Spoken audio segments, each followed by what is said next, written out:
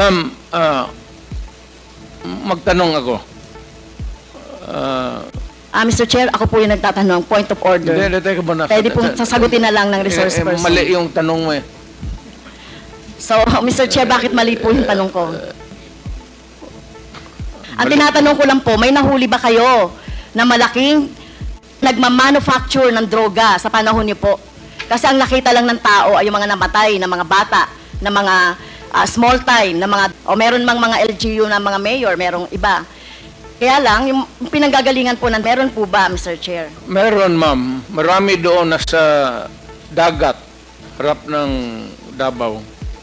Yung iba naman dyan sa Mount Apo. Can you elaborate on that? Anong dagat at anong tapo? Tinapon ko. Sino po yung mga tinapon ninyo na mga... Hindi ko na tinanong bakit pa ako magtanong. Name names. Sino po yung tinapon nyo sa dagat? Wala man, Davao man ako assign, ma'am. Sa halip na gawin ninyo ay i-rehabilitate, bigyan ng trabaho, pero ang ginawa ninyo sa mga pulis, utusang ang mga biktima ng... Tama po ba yun, Mr. Wala Chair? kasi akong trabaho maibigay sa kanila, ma'am, hanggang ngayon. It remains to be a problem. What you're mounting is still the same problem that we have had for all these years. Hanggang ngayon, nandiyan pa rin yung droga. Hindi yun imang tatapos. Hanap buhay nga. Pero hindi po siguro katulad nyo, no? At ito ay magsisilbing lesson, Mr. Chair, kay Mr. Duterte, no? At sa mga susunod na mga mamumuno sa ating bayan.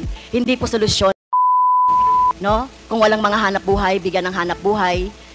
Pagsikapan dito nga, di ba? Ginagawa nga natin ng buong makakaya natin para bigyan ng kahit papaano ay tulong yung ating mga mamamayan. So hindi po ito dapat, no? So mukhang mali po yung line of thinking ni Hindi dapat, ma'am. Pero kung talagang Mr. Duterte. if the situation calls for it, I will not hesitate. And the police should not hesitate. Especially facing a criminal who is also going to pag hinuli mo, dapat mo talaga.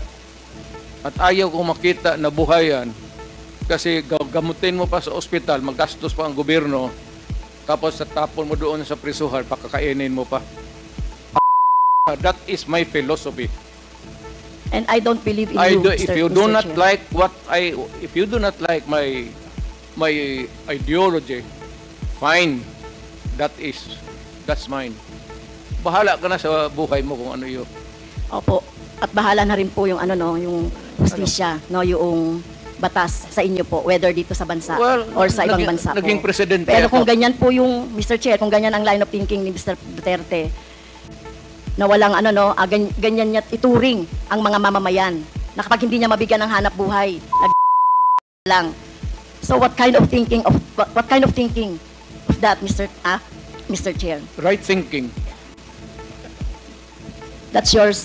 Saan niyo yun? What else can you think of? It's the right thinking. I don't believe in you. Well, Okay, next, Mr. I'm not Chair. asking you to believe in me.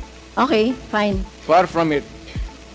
Fine, Mr. Chair. Kayo po talaga gusto agad. I mean, I do not mean to be discourteous, Mr. Chair. I'd like to advise the lady to, pag siyang pumasok dyan sa aggression, you'd never understand that. Huwag na lang. Your hypothetical...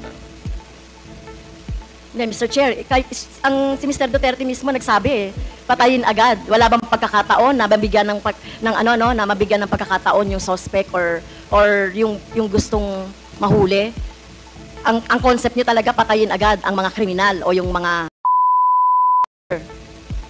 Pero ang tanong ko nga, hindi nyo ginawa yan sa mga...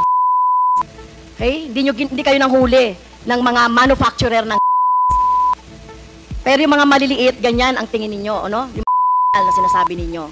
Ganyan niya tratuhin. Ganon ako.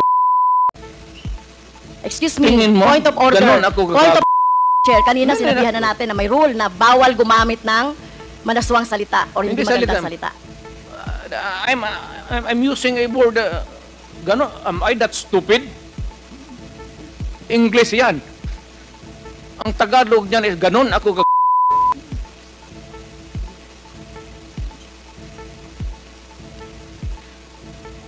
abogado ako, fiscal ako, ganon ako. Tama kayo, Mr. Chair, tama po si Mr. Duterte, abogado kayo. Pero alam ko, pag abogado, dapat alam niyo po yung due process of law. Alam niyo pong igalang ang karapatan at buhay ng tao, Mr. Chair. Huwag ka bang barurong, ma'am? You do not know me from Adam. Basta na lang na anong narinig ninyo yung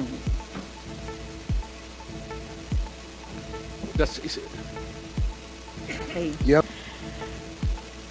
Si Michael Yang po ay kilala na at kilala pong malapit sa inyo sa kay Mr. Duterte, Mr. Chair. At in fact, sa panahon po ni Mr. Duterte, inappoint niya as economic manager.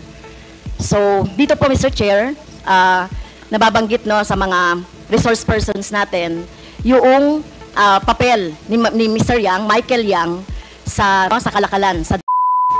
So, ang tanong ko po kay Mr. Duterte, Mr. Chair, gaano niyo po kilala si Mr. Yang o si Michael Yang? Michael Yang is an owner of a big department store in Davao City. Nag-irate yan, ako ang nag-cut ng ribbon sa department store niya. And every businessman, whether ang background mo hindi kung saan ka galing impyerno, if you want to have a picture with me, I will gladly oblige you. Even the alam mo, do not confuse your just because they are Chinese and they suspect you. Michael Yang is out there. He has not been arrested. Wala namang dossier na pinapakita sa akin. Eh kung mayroon ako na hindi na kailangan ang pulis. Ako na mismo ang. Kung may ebidensya po tayo na involved siya sa rin po sa Michael Yang. Ako. Maniwala ka. Kung may mga ebidensya po. Oo. Sasama, tawagan kita kasama. Hindi po. Ayokong pong maging katulad niyo, no? At ayokong masama doon sa be witness to him. Pero hindi niyo po alam na involved si Michael Yang, Mr. Duterte, Mr. Chair. Mas marunong ako sa iyo, ma'am. Hindi talaga involved yan. Magtanong ka ng pulis ngayon. Gusto mo, magsama tayo sa NICA. Sama tayo sa NBI. Ngayon, pagkatapos nito, kung may makasabi sa iyo, may isang ahente na involved yan, yan lang ang suspitsa nila kasi pagka-in-check, yan, pagka sama-sama ng. Hindi po. I beg to disagree, Mr. Chair. Tayo po nirerespeto po natin ang citizenship. Tayo po marami pong mga. Hindi po tayo against sa mga in-check. No, hindi po tayo against sa mga sinasabi nating Chinese, lalo na kung Chinese Filipino 'yan na wala namang ginagawang krimen dito sa ating bansa. Kaya ang tinutukoy lang po natin yung mga involved sa krimen na mga nababanggit po dito sa ating hearing ng Quadcom. So, sana po nung panahon ninyo po dapat ang ikinulong at yung instead ng mga mahirap ay yung mga kaso wala kayong nahuling sa panahon ninyo. Si Michael Yang nandito pa. Hindi pa hinuli. At bakit siya hindi nahuli? Anong ginagawa ng itong police pati? Alam niyo po ba kung nasaan si Michael Yang? Nasa Davao. Either dito o nasa Davao. May malaking tindahan yan. Negosyante yan. Lahat ng negosyante na Chinese natural born dito sa Pilipinas o from China. Pagka dumikit sa akin yan, politiko ako, ma'am. Para sa akin, boto. At contribution sa eleksyon. Pera. Kailangan mo sa eleksyon, pera. Prangka-prangkahan tayo. Boto, pati pera. Kung may maglapit sa amin na ganon, at wala namang ebidensya na nagkakalat sa harap mo,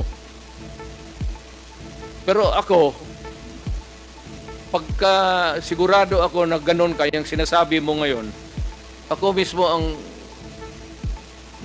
gogorgor sa tao na yan. Okay. Wala akong pasensya dyan sa mga ganon. So, do not worry. Last question. Last I question. love my Last question country na po, more Mr. than Chair. anybody else in this room. Dahil hindi po ako nasatisfy doon sa sagot ni Mr. Duterte, Ma'am, Attorney I am Nelly, not here to satisfy you.